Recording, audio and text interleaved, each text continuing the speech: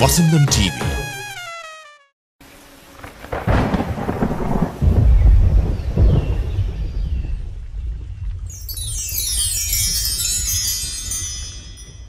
வணக்கம். தூவானம் நிகழ்ச்சியில் இன்றும் உங்களை சந்திப்பதில் மகிழ்ச்சி. மனிதர்களில் பல வகை இருக்கிறார்கள். மனிதர்கள் ஒரு உணர்ச்சி கலவை என்று நாங்கள் அடிக்கடி சொல்வோம் இல்லையா? சில பேர் சந்தர்ப்பம் வரவில்லையே, எனக்கு சந்தர்ப்பம் கிடைக்கவில்லையே என்று ஏங்குபவர்களாக இருப்பார்கள். சிலர் சந்தர்ப்பத்தை தேடிச் செல்பவர்களாக இருப்பார்கள். சிலர் எங்களுக்கு யாரும் சந்தர்ப்பம் தரவில்லையே என்று குற்றம் சொல்பவர்களாக இருக்கிறார்கள். எது எப்படியோ, ஒரு மனிதனுக்கு சந்தர்ப்பம் என்று வருகின்ற போது அந்த சந்தர்ப்பத்தை சாதகமாக பயன்படுத்துகிற அளவுக்கு அந்த சந்தர்ப்பத்தின் மூலம் தன்னை உயர்த்தி கொள்ள, அதாவது அறிவுபூர்வமாகவோ அல்லது ஆற்றல் வழியாகவோ தன்னை ஒரு சிறந்த மனிதனாக அல்லது தன்னை ஒரு உயர்ந்த மனிதனாக நிலைநிறுத்திக் கொள்வதற்கு அவன் நிறைய முயற்சிக்க வேண்டும். முயற்சியின் மூலம் தனக்கு கிடைத்த அந்த இடத்தை அந்தஸ்துள்ள இடமாக மாற்றிக்கொள்ள வேண்டும். இதுவே ஒவ்வொரு மனிதனுக்கும் இருக்க வேண்டிய கொள்கையாக இருக்க வேண்டும். அது ஒரு சாதாரண இல்லத்தரசியாக இருக்கலாம், அல்லது வேலைக்கு செல்பவர்களாக இருக்கலாம், மாணவியாக இருக்கலாம், மாணவனாக இருக்கலாம். யாராக இருந்தாலும் தாங்கள் பெற்றுக்கொள்ளுகின்ற சந்தர்ப்பத்தை தமக்கு பொருத்தமானதாக, அந்த சந்தர்ப்பத்துக்கு அவர்கள் பொருத்தமானவர்களாக மாற வேண்டும், இவர்கள் பொருத்தமானவர்கள் என்று பிறர் சொல்லும் அளவுக்கு வாழ்ந்து காட்ட வேண்டும் என்று கூறிக்கொண்டு உங்களை நாம் அழைத்து செல்வது முதல் அம்சத்திற்கு. மொழி நடனம் உங்களுக்காக காத்திருக்கிறது.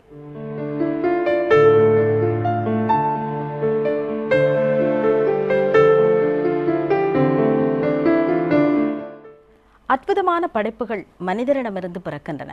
மனிதனே இறைவன் தந்த ஒரு அற்புதமான படைப்புத்தான். மனிதன் தருகின்ற கலை படைப்புகள் அவனுடைய உணர்வுகளை மட்டுமல்ல, மற்றவர்களுடைய உணர்வுகளின் பிரதிபலிப்பாக கூட இருக்கிறது. அப்படித்தான் இந்த மொழியின் நடனமும் ஒரு பிரதிபலிப்பாக அமைகிறது, கவிதையாக.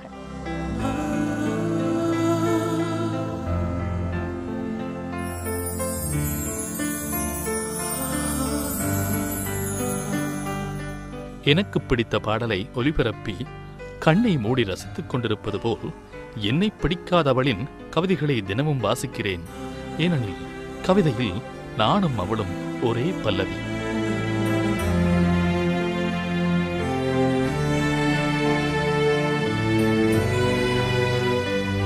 பாடல்களுக்கிடையில் நான் வாசிக்கும் கவிதையில் நீ அதிகம் வசிக்கிறாய். அந்த கவிதையை காதலிப்போர் அதிகம், ஆனால் நீ காதலிக்கவில்லை. காரணம் கேட்டால் ஒரு வக்கீலைப் போல் வாதிடுகிறாய்.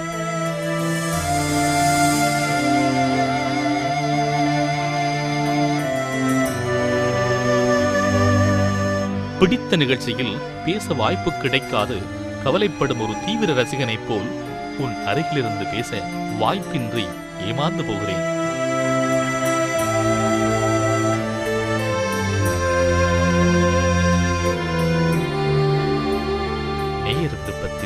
பிடித்த பாடலை கேட்க அழைத்து தொடர்பு கிடைக்காமல் நொந்து போகும் நேயரைப் போல் உன் தொலைபேசி இயங்காத நாட்களில் நான் எங்க மறுத்த பொழுதுகள் உனக்கு தெரியுமா?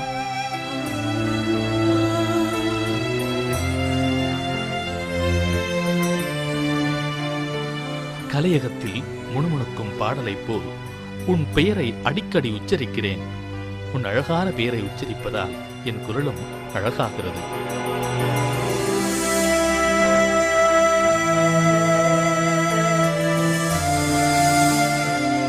என்னை பலர் சிலாகித்து பேசும்போது உன்னை நினைத்துக் கொள்வேன்.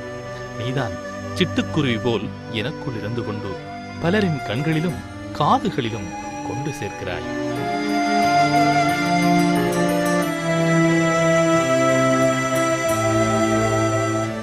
எப்போது நிகழ்ச்சி கிடைக்கும் என்று ஆவலுடன் இருக்கும் அறிவிப்பாளரை போல் உன் பதிலுக்காய் காத்திருந்து நான் ஏங்குவதும்.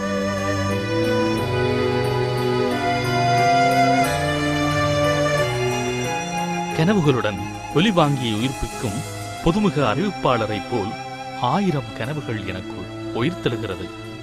அத்தனை கனவுகளும் எனக்குள்ளேயே கரைந்து போகிறது.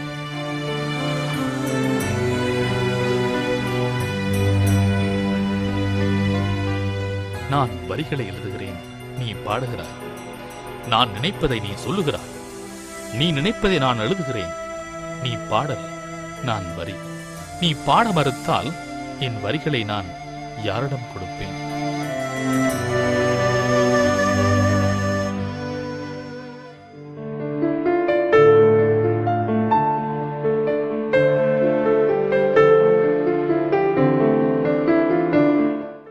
மொழி நடனத்தை வழி அனுப்பி வைத்துவிட்டு நாம் அடுத்த அம்சத்துக்கு செல்வோம், ஒரு இடைவேளையை எடுத்துக்கொண்டு.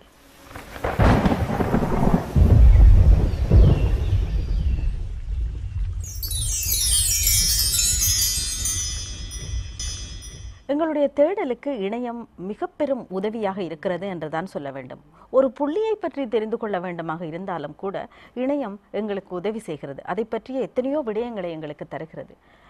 இதே நேரம் ஒரு ஆளுமையை பற்றி நாங்கள் தெரிந்து கொள்ள வேண்டும் என்றாலும் கூட இணையத்திலே நாங்கள் தேடி பெற்றுக்கொள்ளலாம் என்றாலும் கூட அவரை நேரடியாக சந்தித்து அவரிடமிருந்து நாங்கள் பெறுகின்ற அனுபவம் அதைவிட கூடுதலாக இருக்கும். அவர் மூலமாக நாங்கள் தெரிந்து கொள்ள வேண்டிய பல விடயங்கள் நமக்கு ஒரு நல்ல பாடமாக இருக்கும். எனவே தான் நாங்கள் பட்டறைக்கு சிறந்த ஆளுமைகளை அழைத்து வந்து உரையாடுகிறோம். அந்த உரையாடலின் மூலம் நீங்கள் கற்றுக்கொள்ள முடியும் என்பதற்காக, அந்த கற்றலுக்காக நாங்கள் இன்றும் உங்களை பட்டறைக்குள் அழைத்து செல்கிறோம். வாருங்கள்.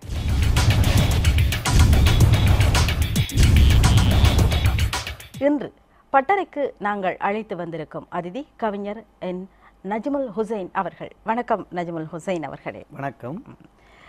கவிஞராக நீங்கள் அறிமுகமானீர்கள். கவிஞர் என்று சொல்லுகின்ற போது இன்று இணையத்திலும் கூட உங்களுடைய பங்களிப்பு இருந்தாலும் ஆரம்ப காலத்தில் இந்த விதைகளை விதைப்பதற்கு உங்களுக்கு நிலம் தந்த இடம் எது? ஆரம்பத்தில் வானொலியிலே தான் கவிதைகளை எழுத ஆரம்பித்தேன். பிறகு பத்திரிகைகளோடு எனக்கு அதிக தொடர்பு ஏற்பட்டது. ஆரம்ப நாட்களில் நான் மரபு கவிதைகளிலே தான் எனது கவிதைகளை ஆரம்பித்தேன். நாட்டம் இருந்தது.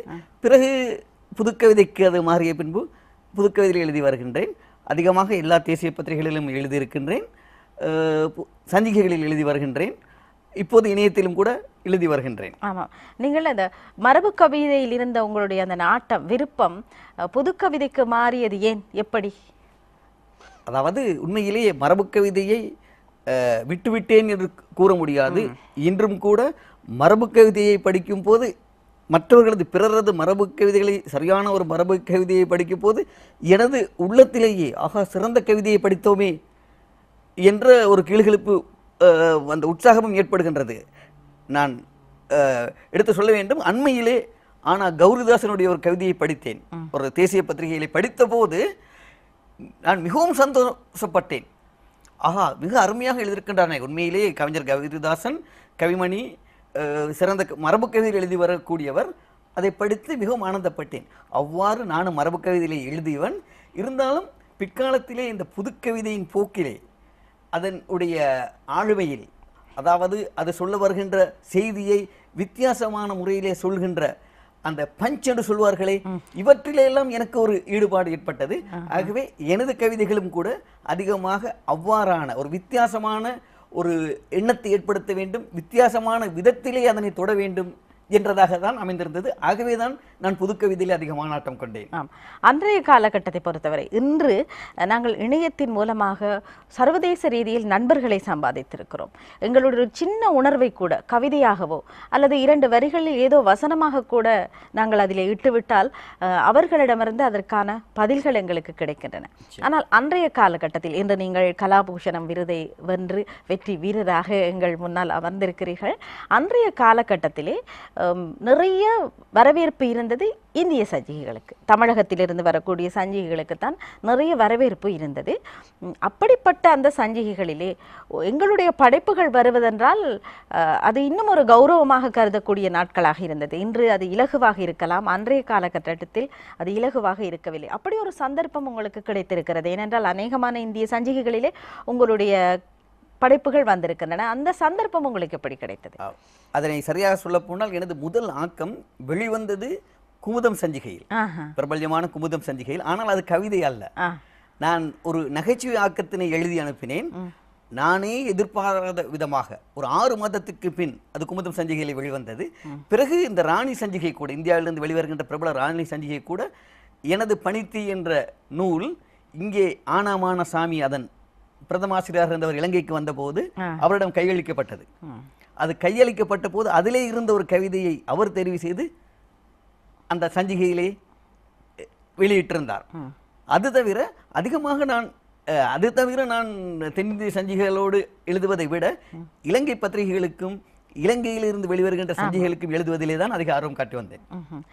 அங்கே உங்களுடைய படைப்புகளுக்கு எப்படி வரவேற்பு இருந்தது? சக படைப்பாளி என்கின்ற வகையில் யாருடனாவது உங்களுக்கு அந்த நேரத்தில் தொடர்பு ஏற்பட்டதா? உண்மையிலேயே அது இந்த இணையதளம் எல்லாம் வருவதற்கு முன்பு இருந்த காலம். ஆகவே அவ்வாறான சந்தர்ப்பங்கள் இந்திய கவிஞர்களோடு எனக்கு உண்மையிலேயே ஏற்படவில்லை என்றுதான் கூற வேண்டும். சரி, இந்த கவிதையிலே உங்களுக்கு இன்று வரை நாட்டம் இருக்கிறது. நீங்கள் அன்று ஏடு தொடக்கம் என்று இணையம் வரை உங்கள் பங்களிப்பை நல்கி வருகிறீர்கள். கவிதை தவிர்ந்த உங்களுடைய ஈடுபாடுகளை பற்றி நீங்களே சொல்லுங்கள். ஏனென்றால் இந்த நிகழ்ச்சி எதிர்கால சந்ததிக்கு வருங்காலத்தில் நானும் ஒரு சிறந்த படைப்பாளியாக வேண்டும் அல்லது நானும் ஒரு இலக்கிய கர்த்தாவாக வேண்டும் என்கின்ற நோக்கமுடையவர்களின் வரவேற்பை பெற்ற ஒரு அம்சமாக இருக்கிறது. இந்த அம்சத்தின் மூலம் நாங்கள் ஆளுமைகளை அழைத்து வந்து அவர்களுடன் கலந்துரையாடுவதன் மூலம் உங்களுடைய அனுபவங்கள் அவர்களுக்கு நல்ல பாடமாக அமைகிறது. எனவே தான் நாங்கள் கேட்கின்றீர்கள். அதாவது உண்மையிலே கவிதையும் இருக்கும் போது, அதாவது இந்த எழுத்து என்பது, அதாவது எழுதக்கூடிய அந்த ஆற்றல் என்பது கவிதையில் மட்டுமல்ல, பல்வேறு துறைகளில் அது சரியாக சிந்திக்கக்கூடியவர்களாக இருந்தால் அந்த எழுத்தினை எங்களுக்கு ஏற்றது போல் வளைத்து எழுத முடியும். அவ்வாறான சந்தர்ப்பங்களிலே நான் கட்டுரைகள் எழுதியிருக்கின்றேன், சிறுகதைகள் எழுதியிருக்கின்றேன். எனது சிறுகதைகளில் கூட இந்த கவிதையிலே வருகின்ற யுக்திகளை பயன்படுத்தி அந்த சிறுகதைகளை எழுதியிருக்கின்றேன். ஏனென்றால் நான் சிறுகதைகளை எழுதுவதற்கு இன்னும் ஒரு விஷயத்தை சொல்ல வேண்டும். குமுதம் பத்திரிகையிலே வருகின்ற சிறுகதைகள் வாசிக்கும் போது கடைசியில் அது எவ்வாறு முடியும் என்று தெரியாத ஒரு சூழ்நிலையிலே அந்த கதைகள் எழுதப்பட்டிருக்கும். அந்த நடையும் ஓட்டமும் வெகு சுவாரஸ்யமாக இருக்கும். அவ்வாறான ஒரு ஈடுபாடு கூட எனக்கு ஏற்பட்ட காரணம் எனது கதைகளிலும் கூட, நான் சிறு கதைகளிலும் கூட வித்தியாசமான முடிவுகளை வைத்து அந்த கதைகளை எழுதியிருக்கின்றேன். அது தவிர பத்திரிகைகளுக்கு கட்டுரைகள் எழுதுவது, விமர்சனங்கள் எழுதுவது, நிகழ்வுகளை பற்றி எழுதுவது போன்றவற்றையும் நான் செய்து வருகின்றேன். முக்கியமாக இப்பொழுது வலம்புரி கவிதா வட்டம் என்ற ஒரு கவிதை அமைப்பினை நாங்கள் நடத்தி வருகின்றோம். ஒவ்வொரு பௌர்ணமி தினத்தன்றும் நடந்து வருகின்றது. இது 1981 ஆரம்பிக்கப்பட்ட ஒரு அமைப்பு. பிற்காலத்திலே ஒரு சில நாட்டின் நிலைப்பாட்டின் காரணத்தினால் ஒத்திவைக்கப்பட்டு மீண்டும் நான் தலைவராக தெரிவு செய்யப்பட்டேன். அதன் பிறகு இப்பொழுது நாங்கள் கடந்த வருடத்திலிருந்து இப்பொழுது பல கவிதை களங்களை கண்டிருக்கின்றோம். பௌர்ணமி தினங்களிலே கண்டு இருக்கின்றோம். இதிலே இந்த இளங்கவிஞர்களுக்கெல்லாம் கூட நாங்கள் களம் அமைத்து கொடுத்து வருகின்றோம். இதன் மூலம் அவர்கள் பெற்றுக்கொள்ளக்கூடியது என்னவாக இருக்கிறது? அதாவது கவிதை எழுதுவது என்பதை தவிர கவிதையை மேடையிலே எவ்வாறு வாசிப்பது, அதாவது எழுதக்கூடிய அத்தனை பேர்களுக்கும் கவிதையை வாசிப்பது என்பது முடியாத காரியம் என்பதை நாங்கள் கூட பல கவியரங்குகளை கலந்து கொண்ட போது அவதானித்திருக்கின்றோம். கவிதை நீங்கள் ஆரம்பத்திலே சொல்வது போல நாங்கள் சஞ்சிகைகளிலே ஒரு எங்களது விடயம் ஒன்று வெளியே வந்தால் அதனை எத்தனை பேர் ரசிக்கிறார்கள் என்பது அவர்களை கண்டு அவர்கள் எங்களிடம் சொன்ன பிறகுதான் தெரியும். ஆனால் ஒரு கவியரங்க மேடையில் இருந்து இந்த கவிதையை வாசிக்கும் பொழுது இந்த கண்களை பார்த்தே இந்த கவிதை அவர்களை எத்தனை தூரம் ஈர்த்திருக்கின்றது என்பதை வைத்து நாங்களும் கூட இன்னும் உற்சாகமாக இந்த கவிதையை வாசிக்கக்கூடிய அந்த ஆற்றலை பெற்றுக்கொள்கின்றோம். இதனை உண்மையிலேயே ஆரம்ப காலத்திலே இருந்து நான் கவிதை ஆரம்ப காலத்தில் இந்த வலம்புரி கவிதா வட்டம் என்ற வகுப்பின் உறுப்பினராக இருந்தபோது கற்றுக்கொண்ட பாடம், அதனை நான் இறைவனின் அருளால் இன்றும் செய்து வருகின்றேன் என்று நான் நினைக்கின்றேன். நீங்கள் ஆரம்பத்தில் குறிப்பிட்டீர்கள் உங்களுடைய சிறுகதைகளிலே அந்த கவிதையில் நீங்கள் கையாளுகின்ற நுணுக்கங்களை கையாள்வதாக. அது என்ன மாதிரியான நுணுக்கங்கள்? அதாவது இந்த கவிதையிலே கவிதையை ஒன்றை ஆரம்பிக்கும் போதும் அதை முடிக்கும் பொழுதும் வித்தியாசமாக, இப்போது நானும் பொத்துவில் அஸ்மினும் கூட மலேசியா மாநாட்டிலே இலங்கை கவிஞர்களின் சார்பிலே தெரிவு செய்யப்பட்டோம். அங்கே போய் நான் கவிதை வாசிக்க மேடையில் போன போது பிரம்மாண்டமான கூட்டம். பிரம்மாண்டமான கூட்டத்திலே நான் போய் சொன்ன முதல் வார்த்தை, முடியாது, பாட முடியாது, கவிதை பாட முடியாது என்று சொன்ன உடனே அங்கே உள்ளவர்கள் மலைத்து போனார்கள். இவ்வளவு பெரிய மேடையிலே கவியரங்க மேடையிலே வந்து முடியாது என்று சொல்கின்றார்கள் என்று. பிறகுதான் சொன்னேன், அது அண்ணல் நபியை பற்றி, நபிகள் நாயகம் ஸல்லல்லாஹு அலைஹி வஸல்லம் பற்றிய ஒரு கவியரங்கு. அங்கே அவர்களது எளிமையை பற்றி நான் பாட வேண்டும். நாங்கள் எல்லாம் ஒரு உல்லாசமான வாழ்க்கையை வாழ்ந்து கொண்டிருக்கும் போது கவிதை பாட முடியும், உங்கள் எளிமையை பாட முடியாது என்று அந்த வித்தியாசமான கோணத்திலே அதாவது அந்த முரண் மூலமாக அதை வெளிப்படுத்துகின்ற போது அதற்கு ஒரு ஈர்ப்பு, அதாவது அதனை கவனிக்க வேண்டும், இவர் ஏன் இப்படி சொல்ல வருகின்றார் என்று. அதற்கு அதுபோன்றுதான் எனது சிறுகதையிலும் கூட நான் அவ்வாறான ஒரு வித்தியாசமான உணர்வினை ஏற்படுத்தி அந்த முடிவு நீங்கள் நினைக்க முடியாத இடத்திலே கொண்டு வந்து முடிக்க வேண்டும், அதன் மூலம் ஒரு ஒரு ஒரு சுவாரஸ்யத்தை ஏற்படுத்த வேண்டும் என்று. அதற்கு உதாரணமாக இப்பொழுது நீங்கள் கேட்டு அந்த சிறுகதையை பற்றி கேட்டீர்கள். நான் ஒரு கவிதையை பற்றி இங்கேயும் சொல்ல வருகின்றேன். கொடுக்காதீர்கள் பெண்களுக்கு சம உரிமை என்ற ஒரு கவிதை நான் எழுதியிருக்கின்றேன். அதனை நான் இந்த கேள்விக்காக வேண்டி இதனை கவிதையில் வாசித்து காட்டுகின்றேன். கொடுக்காதீர்கள் பெண்களுக்கு சம உரிமை, ஆண்களே பெண்களுக்கு கொடுக்காதீர்கள் சம உரிமை, இலக்கியத்தில் உழல்கின்ற பெண்களுக்கு கொடுக்காதீர்கள் சம உரிமை, அதைவிட கொஞ்சம் கூடுதலாக கொடுங்கள், அதைவிட கொஞ்சம் கூடுதலாக கொடுங்கள், சம உரிமை கொடுக்காதீர்கள். ஆளுமை மிக்க எங்களின் பெண்களின் கைகளில் படுவது பேனாமை மட்டும்தானா? சமையல் பாத்திரத்தில் உள்ள கரி மையமல்லவா ஒட்டிக்கொள்கிறது? பெண்கள் இலக்கியத்தில் கால் வைக்கிறார்கள், கைகளையோ சமையல் பாத்திரத்தில் வைத்திருக்கிறார்கள். குடும்பத்தின் வெற்றி வயிறுகள் நிரம்பி வழிவதற்காய் கரி மையை பூசிக்கொண்டதன் பின்தானே வாசகர்களின் பட்டினிக்கு தீனி போட பேனா மை கையில் பட அனுமதிக்கப்படுகிறது. பல பாத்திரங்கள் படைக்கும் அவள் 2 பாத்திரங்களில் வேடமேற்று அன்புக்கு பாத்திரமாகவும் இருக்க வேண்டும், பத்திரமாகவும் இருக்க வேண்டும், பாராட்டு பத்திரமாகவும் பெற வேண்டும். போதாமைக்கு குடும்ப சுமையும் அவள் தலைமையில்தான். அதனால்தான் அவள் எப்போதுமே கால் மேல் கால் போட்டு எழுதுவதில்லை, தன் கவலைகள் மேல் தாழ் போட்டு எழுதுகின்றாள். அவள் எப்போதுமே ஒரு மூச்சாய் எழுதுவதில்லை, தன் குடும்பத்தினருக்காகவும் இடையிடையே பெருமூச்சு விட்டுத்தான் எழுதுகிறாள். இத்துறையில் ஒப்பிட்டால் ஆண்கள் சுதந்திர பறவைகள், பெண்கள் எழுதும் போதும் கூண்டுக்கிளிகள்தான். அவள் தன் பாட்டுக்கு நடக்காமல் பண்பாட்டுக்கு நடந்தால்தானே பெயரை தக்க வைத்துக் கொள்ள முடியும். ஒவ்வொரு ஆணின் வெற்றியின் பின்னாலும் ஒரு பெண் இருக்கிறாள், இல்லை இல்லை அவள் நிற்கிறாள்.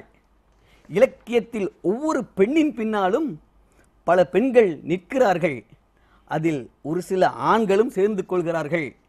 அவளது காலை வாரிவிட கால்கள் வாரப்படும் போதெல்லாம் தங்கள் தலைகள் வாரப்படுவதாய் தைரியம் கொள்ளும் பெண்களே நிலைத்து நிற்கிறார்கள். சிறகடித்து பறக்கும் பெண்களை பார்த்தால் கவலை ஆண்களுக்கு, இவர்கள் கொம்பு முளைத்து குத்தாமல் இருக்க வேண்டுமே என்று. இத்தனை சங்கடங்களையும் தாங்கிக் கொண்டு இலக்கிய உலகில் நிலைக்கின்ற பெண்களுக்கு நாங்கள் கொடுக்கலாமா சம உரிமை? மனசாட்சியுள்ள ஆண்களே பெண்களுக்கு கொடுக்க வேண்டாம் சம உரிமை, அதைவிட கொஞ்சம் கூடுதலாக கொடுங்கள் என்று இந்த கவிதையிலே நான் இதனை முதலிலே நான் ஒரு மேடையிலே வாசித்த கவிதை.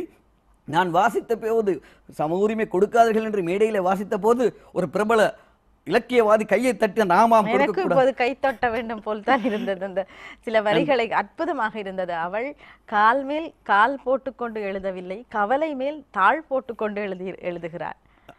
ஆம் ஆம். ஆகவே அதனால் நான் வித்தியாசமான அந்த எண்ணங்களோடு தர வேண்டும். அந்த கவிதை என்பது அந்த கவிதையோ அந்த சிறுகதையோ வெறுமனை வாசித்து விட்டு வீசுவதாக இருக்காமல் வாசிக்கும் போதே அதை ரசிக்க வேண்டும், சுவைக்க வேண்டும் என்ற எண்ணத்திலே நான் இருக்கின்றேன். இதனை நான் சக மனுஷியாக ஒரு பெண்ணை பார்த்து மானுட நேயத்தின் வெளிப்பாடாகத்தான் இந்த கவிதை அமைகிறது. வெறுமனை வார்த்தை ஜாலமாக இல்லாமல் ஒவ்வொரு அசைவும், பெண்ணுடைய ஒவ்வொரு அசைவும் நுணுக்கமாக ஆராயப்பட்டு இந்த கவிதை யாக்கப்பட்டிருப்பதாக எண்ண தோன்றுகிறது. உண்மையிலேயே இதிலே நான் இதனை எழுதும் போது எனது மனைவிதான் எனது முன்னால் என்றாள். ஏனென்றால் நான் இதிலே சொல்லப்பட்டிருக்கின்ற அத்தனை செய்தியும் எனது மனைவிக்கு மிக பொருத்தமாக இருந்தது. ஆகவே இந்த கவிதையை எனக்கு எழுதுவது மிகவும் இலகுவாக இருந்தது. வாழ்த்துக்கள்.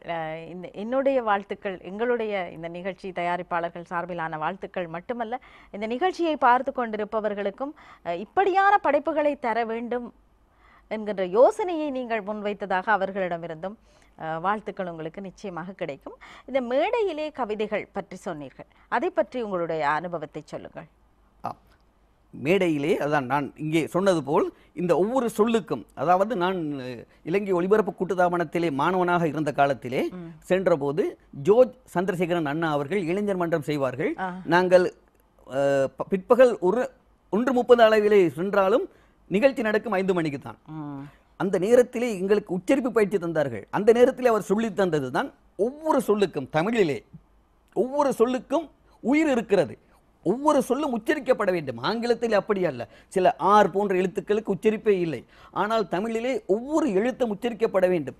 ஆகவே இந்த மேடையிலே நாங்கள் வாசிக்கும் பொழுதும் கூட இந்த சரியாக இதனை உச்சரித்து வாசிப்பதோடு மட்டுமல்லாமல், இப்பொழுது நான் வாசித்த சில இடங்களிலே கொடுக்காதீர்கள் என்று அந்த சொல்லை உடைத்து அதை திருப்பி வலியுறுத்தி சொல்லும் பொழுது, சம உரிமை கொடுக்காதீர்கள், அதைவிட கூடுதலாக கொடுங்கள். அப்பொழுது சம உரிமை முதலாவது சொல் அவர்களது காதிலே விழுவது சம உரிமை கொடுக்காதீர்கள் என்பதுதான். அதைவிட கூடுதலாக கொடுக்க வேண்டும் போது அதனை எடுத்து கொடுக்கிறோம். அவ்வாறான வாசிப்பின் மூலம் இந்த மேடை கவிதைகளிலே நாங்கள் மேடையிலே அமர்ந்து ரசிப்பவர்களை சரியான இடத்தில் எங்களது ரசிகர்களாக அவர்கள் ஆக்கிக்கொள்ள முடியும். இது இந்த மேடைகள் இதற்கு சரியான வழிவகுக்கின்றன. அதாவது கவிதையாக இருக்கட்டும், சொல்லாக இருக்கட்டும், செய்தியாக கூட இருக்கட்டும், அது உயிரோட்டம் உள்ளதாக இருக்கு. இறந்த கிடக்கும் சொற்களுக்கு உயிர் கொடுக்க வேண்டும்.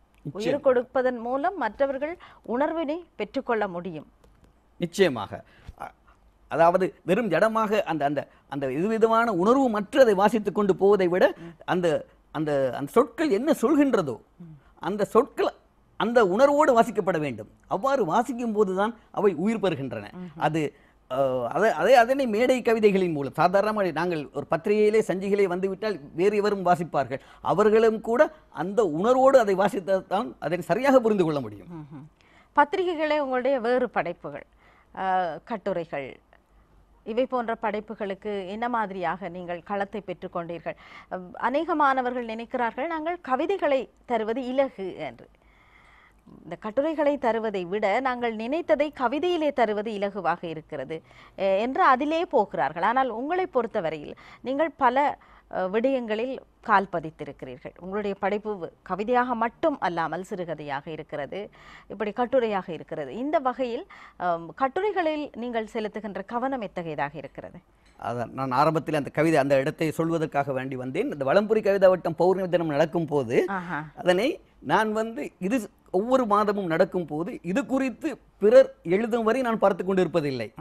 அந்த மாதம் அந்த பௌர்ணமி கவியரங்கிலே என்ன நடக்கின்றது என்பதை பிறர் எழுதுவது வரை பார்த்து கொண்டிருக்காமல் ஒவ்வொரு மாதமும் அது சம்பந்தமான தகவல்களை நானே சரியாக வைத்துக்கொண்டு பிரபல பத்திரிகைகளிலே எழுதி வருகின்றேன். சில நேரம் எனது பெயருடனும் வரும், எனது பெயர் இல்லாமலும் வரும். அது தவிர ஆரம்ப நாட்களிலே நான் சஞ்சிகைகள், இந்த வெளிவருகின்ற நூல்களை பற்றியெல்லாம் விமர்சனங்கள் செய்து கொண்டு வந்தேன். கட்டுரைகளும் அதுபோன்று எழுதி கொண்டு வந்து இந்த எழுத்து சம்பந்தப்பட்ட எல்லா துறைகளிலுமே நான் கால் வைத்துக் கொண்டிருக்கின்றேன். நாங்கள் இப்போது கவிஞர் நஜ்முல் ஹுசைன் அவர்களோடு உரையாடி கொண்டிருக்கிறோம். தங்களுடைய அனுபவங்களை அவர் பகிர்ந்து கொண்டிருக்கிறார். இந்த அனுபவங்கள் நிச்சயமாக உங்களுக்கு நல்ல ஒரு பாடமாக அமையும் என்று நாங்கள் நம்புகிறோம். இப்போது நீங்கள் மலேசியா சென்ற விடயம் பற்றி சொன்னீர்கள். எங்களுடைய நிகழ்ச்சி தயாரிப்பாளர் நீங்கள் எல்லோருமே கவிதை வாசிக்க அங்கு சென்றதாக சொன்னீர்கள். அங்கு ஏற்பட்ட சுவையான அனுபவங்கள் உங்களுடைய படைப்புகளிலே நீங்கள் மாற்றங்களை கொண்டு வருவதற்கு அல்லது உங்களுக்கு ஏதேனும் புதிய புதிய யோசனைகளை தருவதற்கு அந்த மாநாடு உங்களுக்கு உதவியாக இருந்ததா?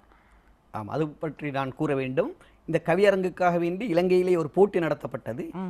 இந்த போட்டியின் மூலம்தான் நாங்கள் இருவரும் தெரிவு செய்யப்பட்டோம். உண்மையிலேயே நான் தெரிவு செய்யப்படுவேன் என்றோ அந்த கற்பனையிலே கூட நான் இருக்கவில்லை, போக வேண்டும் என்ற எண்ணத்திலே கூட இருக்கவில்லை. அங்கே போன பிறகு நாங்கள் பட்டியலிடப்பட்டிருந்தோம்.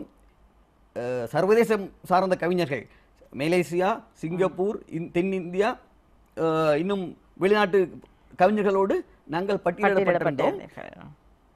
சில மலேசிய கவிஞர்கள், சீனி முகமது போன்ற கவிஞர்களது நூல்களை அங்கே வைத்து நாங்கள் வாசிக்க கிடைத்தது. மிக அற்புதமான கவிஞர். அவரது கவிதைகளை வாசித்த போது ஒரு நடுக்கம் ஏற்பட்டது. இவ்வாறான கவிஞர்களோடு நாங்கள் நாளை மேடையிலே வாசிக்க போகின்றோமா, எங்களால் வாசிக்க முடியுமா என்று. எங்களோடு 10 கவிஞர்கள் பெயரிடப்பட்டிருந்தார்கள். நான் 3வது இடத்திலே இருந்தேன். அஜ்மீன் அவர்களும் பின்னால் இருந்தார்.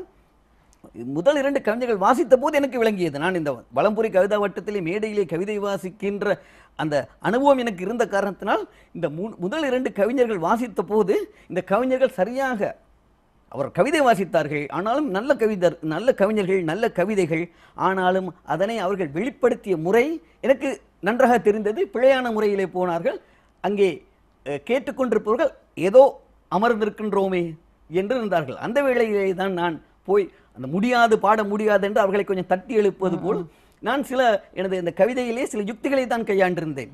நான் பெரிய கவி அல்ல, நான் இங்கே வந்ததெல்லாம் உங்கள் கவி அல்ல என்றாலும் நீங்களெல்லாம் ஒருமித்து பிரார்த்தனை புரியுங்களேன், இந்த சபை முன்னே எந்த கவிதையும் வில என்பது போன்ற வித்தியாசமான நடையிலே அதனை போட்டு பிறகு எனது கவிதை புது கவிதையாகத்தான் அமைந்தது.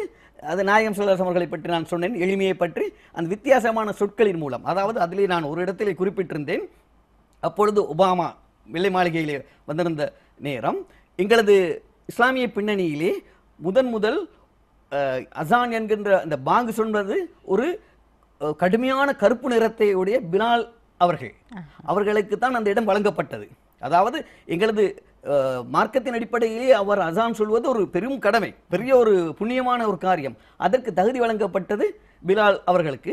அதனை எனது கவிதையிலே நான் சொல்லும் போது முதல் கருப்பினத்தை ஆறத் தழுவிய வெள்ளை மாளிகை நீங்கள் அல்லவா நாயகமே, முதல் கருப்பினத்தை ஆறத் தழுவிய வெள்ளை மாளிகை நீங்கள் அல்லவா. அதாவது அங்கே ஒபாமாவுக்கு இடம் கொடுக்கப்பட்டிருக்கிறது வெள்ளை மாளிகையிலே, என்றாலும் இந்த கருப்பினத்தை ஆரத்தழுவிய வெள்ளை மாளிகை நீங்கள் அல்லவா என்று நான் சொன்ன போது அந்த கவிதை வாசித்து விட்டு வந்த பிறகு பல பேர் வந்தார்கள். வந்து ஒரு சர்வதேச விஷயத்தை 2 வரிகளிலே நீங்கள் சொன்ன போது என்ற போது நான் பூரித்து போனேன். நீங்கள் இப்போது சொன்னீர்கள் இந்த வெளிப்படுத்துவது என்று. அதாவது பல சிறந்த கவிஞர்களின் கவிதைகளை வாசித்த போது உடலிலே உங்களுக்கு நடுக்கம் ஏற்பட்டு விட்டது, அத்தனை அற்புதமான வரிகள் என்று. அவர்கள் கூட படைத்ததை விட, அதாவது வரி வடிவிலே தந்ததை ஒலி வடிவிலே தருவதற்கு அவர்களால் முடியாமல் போய்விட்டது. இங்கே வெளிப்படுத்தல் என்பது மிக முக்கியம் என்பது புலனாகிறது இல்லையா? அந்த இடத்திலே நான் ஒன்றை சொல்ல வேண்டும். அதாவது நான் சீனி முகமது அவர்களை பற்றி அந்த கவிதையில குறிப்பிட்டேன். ஏனென்றால் நான் நினைக்கிறேன் அவர்கள்தான் பழுத்த கவிஞர்கள். அவர்கள் எனக்கு பின்னால் வாசித்தார்கள். அதாவது சில நேரங்களிலே அவர்கள் இதனை சர்வசாதாரணமாக எடுத்துக்கொண்டிருக்கலாம். அதாவது நாங்கள் அந்த கவியரங்கை மிகவும் இதில் சிறப்புற ஜொலிக்க வேண்டும் என்று போயிருக்கிறோம். அவர்கள் சில நேரங்களில் இது போன்ற பல கவியரங்குகளை கண்டவர்கள் என்ற காரணத்தினால் நான் அதை ஒரு உதாரணத்துக்கு சொன்னேன். ஆனால் இந்த வெளிப்படுத்தல் என்பது எவ்வளவு முக்கியம் என்பதை நாங்கள் உணர்ந்து கொள்ள வேண்டும். அதிலே இப்போது இந்த நிகழ்ச்சியை பார்த்து கொண்டிருக்கின்ற இளைய தலைமுறைக்கு உங்களுடைய அனுபவத்தை சொல்ல வேண்டும். அதாவது இந்த வெளிப்படுத்தலின் மூலம், வெளிப்படுத்தலுக்கு முக்கியமாக அமைவது தொனி மட்டுமல்ல, மொழி, அந்த மொழியின் பயன்பாடு. ஒரு மொழி அதன் தன்மையோடு வெளிப்படுத்தப்பட வேண்டும். அப்போதுதான் அந்த உணர்ச்சியின் வெளிப்பாடு சரியாக இருக்கும், பொருத்தமாகவும் இருக்கும். எனவே நீங்கள் அந்த வெளிப்பாடு பற்றி உண்மையிலேயே இந்த கேள்விக்கு சொல்வதாக இருந்தால், சில நேரங்களில் இன்றைய இளம் தலைமுறைகள் வானொலியிலே கூட பேசும்போது சரியான மொழியினை கையாள்வதில்லை. அதாவது அவர்கள் கொச்சையாக கையாள்வதோடு பிழையாகவும் கையாள்கின்றார்கள். சில நேரங்களிலே அவர்களது மனதிலே என்ன நினைத்துக் கொண்டிருக்கிறார்கள் என்று சொன்னால், இவ்வாறு பேசினால் அது பரவாயில்லை, அதை பற்றியான எந்த விதமான கவலையும் இல்லை என்று இருந்தாலும் கூட கேட்டுக்கொண்டிருக்கின்ற நாங்கள் முகம் சுளிக்கும் வகையிலே ஒரு அறிவிப்பாளனது பேச்சு கூட அமையக்கூடாது. இருந்தாலும் கூட சில நேரங்களிலே மிக சர்வசாதாரணமாக பேசுகின்றோம் என்ற காரணத்தினால், அந்த மொழியை சரியாக கொண்டு செல்லாத காரணத்தினால் இவ்வாறான ஒரு முகம் சுளிப்புக்கு, கேட்டுக்கொண்டிருப்பவர்களுக்கு ஒரு முகம் சுளிப்புக்கு அவர்கள் இதனை இப்படியும் பேசுகின்றார்களே. இது ஒரு ஆரம்ப காலத்திலே வானொலி போன்ற இந்த ஒலிபரப்பு நிலையங்களுக்கெல்லாம் எத்தனை தூரம் மவுசு இருந்தது. இன்று சர்வசாதாரணமாக நாங்கள் ஆரம்பித்துக் கொண்டோம். ஆனால் அவர்களை நாங்கள் தட்டி கொடுக்க வேண்டும், தட்டி விடக்கூடாது. என்றாலும் கூட இந்த மொழியை சரியான முறையில் பிரயோகிப்பதிலே அவர்கள் அலட்சியமாக இருக்கக்கூடாது என்பதுதான் எனது அபிப்பிராயமாக இருக்கிறது. ஆமாம், இந்த மொழியின் வெளிப்பாடு தான் பல ரசிகர்களை படைப்பாளிகள் ஈர்த்து கொள்வதற்கு காரணமாக இருக்கிறது என்றால் அதிலே எந்த விதமான பொய்யும் இல்லை என்றுதான் சொல்ல வேண்டும். நீங்க இந்த கவிதை படைப்புகள் இவற்றையெல்லாம் சொல்லுகின்ற போது உங்களுடைய அந்த கவிதைகளை சொல்லுகின்ற தன்மையிலே ஒரு நடிப்பு புலப்படுகிறது. நடிப்பை பொறுத்தவரையில் உங்களுடைய பங்களிப்பு என்ன மாதிரி?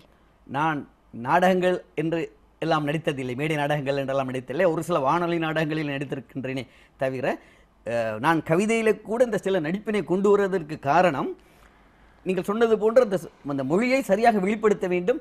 நாங்கள் சொல்லும் போதே தெரிய வேண்டும். நாங்கள் சொல்லுகின்ற அந்த சொல் நாங்கள் எதை சொல்ல வருகின்றோம் என்பது உடனடியாகவே தெளிவாக தெரிய வேண்டும் என்பதற்காகத்தான் அந்த நடிப்பினை ஒரு யுக்தியாக கையாள்கின்றேன். ஆமாம். ஆக நீங்கள் நாடகத்திலே பெரிதாக ஈடுபாடு காட்டவில்லை. இது தவிர இப்போது நாங்கள் நிறைய விஷயங்கள் பேசினோம். பத்திரிகை துறையில் உங்களுடைய அனுபவம், கவிதை துறையிலே சிறுகதை, நீங்கள் மலேசிய மாநாட்டுக்கும் சென்று பங்களிப்பு செய்திருக்கிறீர்கள். இவை தவிர உங்களுடைய ஏனைய அனுபவங்கள், உங்கள் குடும்பத்தவர்கள் எந்த அளவுக்கு உங்களுடைய இந்த படைப்புகளுக்கு பங்களிப்பு செய்கிறார்கள்? கவிதையின் மூலமாகவே உங்கள் துணைவியார் எந்த அளவுக்கு துணை நிற்கிறார் என்பதை நீங்கள் சொல்லிவிட்டீர்கள்.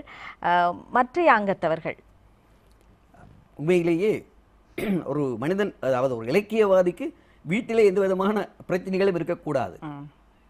அவ்வாறு இருந்தால் அவனால் நிம்மதியாக எழுத முடியாது. ஆனால் அதிர்ஷ்டவசமாக எனது மனைவியும் இந்த இலக்கியத்துறையில் ஈடுபாடு இருக்கின்ற காரணத்தினால் நான் அவ்வாறு அடிக்கடி நான் எப்பொழுதெல்லாம் எழுதுகின்றனோ அதனை வாசித்து அது பற்றிய அபிப்பிராயத்தை கூற தக்கவளாக எனது மனைவி இருக்கின்ற காரணத்தினாலும், அதுபோன்று எனது மகள் ஒரு சட்டத்தனியாக இருக்கிறார்.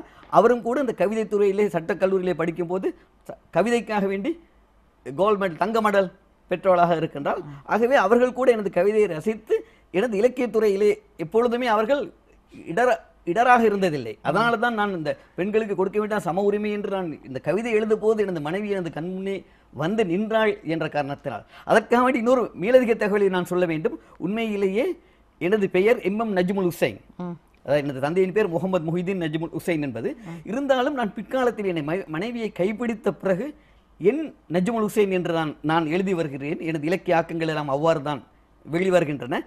ஏனென்றால் ஒவ்வொரு வெற்றிக்கு பின்னாலும் ஒரு பெண் பின்னால் நிற்கின்றாள். அந்த பெண்ணை நான் முன்னால் வைத்து எனது பேரை அமைத்துக் கொண்டிருக்கின்றேன் என்ற ஒரு உண்மையையும் இந்த இடத்தில் நான் சொல்லி வைக்க வேண்டும். சரி, உங்களுக்கு எங்களுடைய பாராட்டுக்கள். உங்களுடைய இந்த நடிப்பு சார்ந்த துறையிலே உங்களுக்கு அத்தனை ஈடுபாடு இல்லை என்றாலும் கூட நீங்கள் இந்த நடிப்பை கட்டாயமாக சேர்த்துக் கொள்கிறீர்கள் ஏனென்றால் ஒரு படைப்பு உயிர் பெற வேண்டும் என்று. இந்த வகையில் உங்களுடைய குடும்ப அங்கத்தவர்களும் கூட உங்களுக்கு மிகுந்த ஒத்துழைப்பு வழங்குகிறார்கள். திருமணத்துக்கு முன் உங்களுடைய பெற்றோர் இதற்கு எந்த அளவுக்கு வரவேற்பு தந்தார்கள்? குறிப்பாக நீங்கள் படிக்கின்ற காலத்திலே.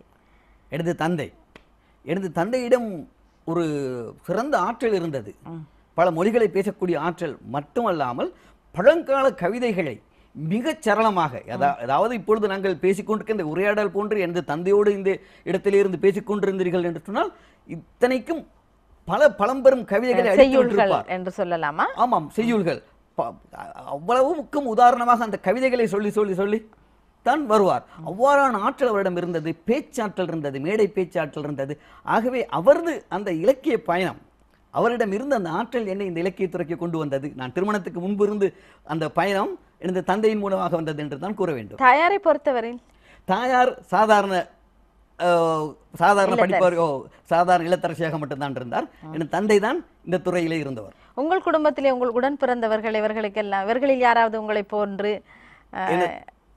எனக்கு ஒரு மூத்த சகோதரர், ஒரு இளைய சகோதரர், ஒரு சகோதரி இருந்தாலும் கூட சகோதரிக்கு கொஞ்சம் இலக்கிய ஆர்வம் இருக்கிறது.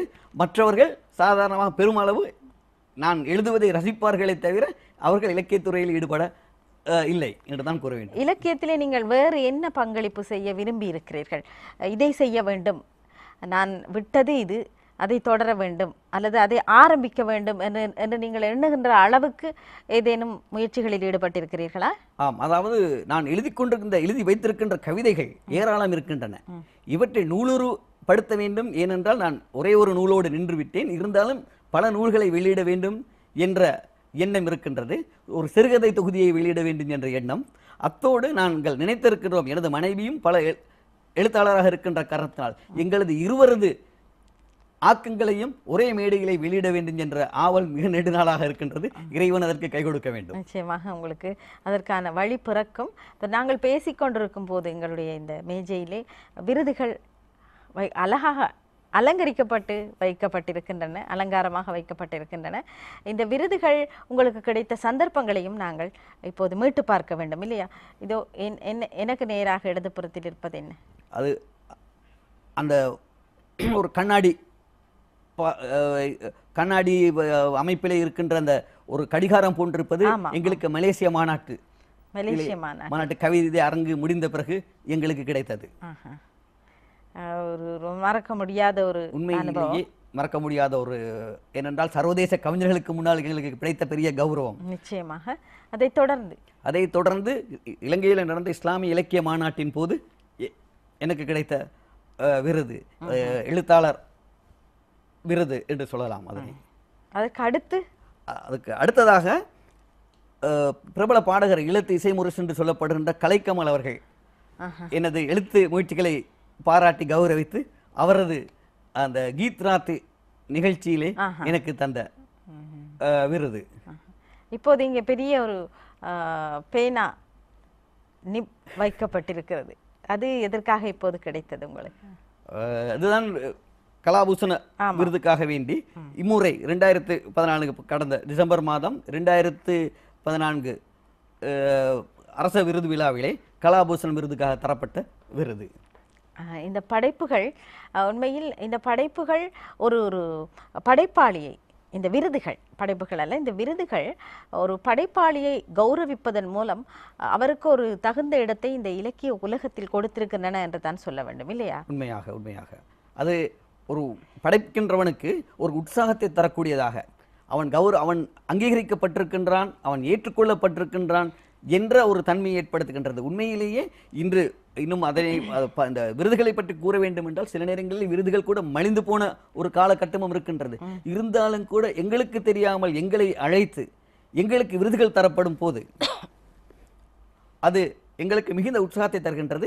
இவ்வாறு இந்த கலாபூஷண விருது விழாவின் போது கூட மிக பெரும் மூத்த கலைஞர்கள் இந்த விருது கொடுக்கப்பட்ட போது கண் கலங்கி நின்றார்கள். அந்த காட்சியை நாங்கள் பார்க்கும் போது உண்மையாகவே இவருக்கு கொடுக்கப்பட வேண்டிய பொருத்தமான ஒருவர், இவர்களுக்கெல்லாம் கட்டாயம் கொடுக்க வேண்டும் என்ற ஆதங்கம் எங்கள் மனதில் ஏற்பட்டதை சொல்லியே ஆக வேண்டும்.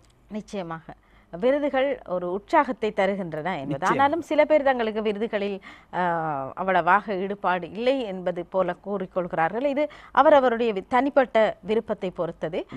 நீங்கள் இன்று எங்களுடைய இந்த தூவானம் நிகழ்ச்சியிலே பட்டறைக்கு வந்ததன் மூலம் உங்களுடைய அனுபவங்களை எங்களோடு பகிர்ந்து கொண்டீர்கள். இது இந்த நிகழ்ச்சியை பார்த்து கொண்டிருக்கும் எங்களது இளைய தலைமுறைக்கு, குறிப்பாக இலக்கியத்திலோ அல்லது படைப்பு உலகத்திலோ நானும் ஒரு சாதனையாளனாக இருக்க வேண்டும் என்று விரும்புகிறவர்களுக்கு ஒரு பாட நிகழ்ச்சியாகத்தான் இது அமைந்திருக்கும் என்று நாங்கள் நம்புகிறோம்.